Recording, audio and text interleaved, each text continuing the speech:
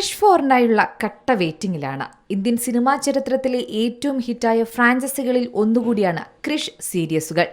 2003 കോയി mill Gaya എന്ന science fiction ചിത്രത്തിലൂടെയാണ് Rakesh റോഷന്റെ Krish franchise ആരംഭിക്കുന്നത്. പിന്നീട് 2006 ക്രിഷിലൂടെ ഒരു സൂപ്പർ ഹീറോ ഫ്രാഞ്ചൈസിയാക്കി ഇത് മാറുന്നതാണ് സിനിമാ ലോകം കണ്ടത്.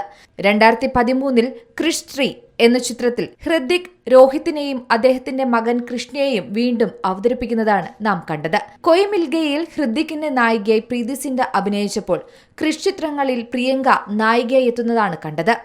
ഹൃതിക് റോഷൻ നായകനായ ഈ സൂപ്പർ ഹീറോ ഫ്രാഞ്ചൈസിയിലെ 4ാം ചിത്രത്തിനായുള്ള കാത്തിരിപ്പിലാണ് ഇപ്പോൾ ആരാധകർ. ക്രിഷ് 4-മായി ബന്ധപ്പെട്ട അപ്ഡേറ്റുകൾ കഴിഞ്ഞ ദിവസം പുറത്തുവന്നിരുന്നു. സിനിമയുടെ ഷൂട്ടിംഗ് 2026 ആരംഭിക്കുമെന്നാണ് നടൻ ഹൃതിക് റോഷൻ അറിയിച്ചത്. നടൻ ഹൃതിക് റോഷൻ തന്നെയാണ് ഈ ചിത്രം സംവിധാനം ചെയ്യുന്നതുമെന്നുള്ള പുത്തൻ വാർത്ത എല്ലാവരെയും ആവേശത്തിലാക്കിയിരുന്നു.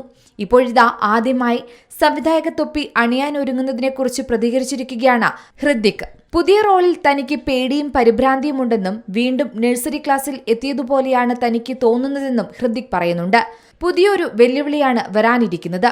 ഞാനെടുത്ത തീരുമാനങ്ങളിൽ ഏറ്റവും മോശമെന്ന് തോന്നുന്ന നിമിഷങ്ങൾ വരുമെന്ന് എനിക്ക് ഉറപ്പാണ്. അങ്ങനെ ഒറ്റപ്പെട്ടു പോകുന്ന നിമിഷങ്ങളിൽ, ഭയം തോന്നുന്ന സമയങ്ങളിൽ ഞാൻ നിങ്ങളെ ഓർക്കും, നിങ്ങളുടെ സ്നേഹം ഓർക്കും. എനിക്ക് നിങ്ങളുടെ അനുഗ്രഹം വേണം. ആരാധകരോട് ഹൃതിക് റോഷൻ പറഞ്ഞ വാക്കുകളാണിവ.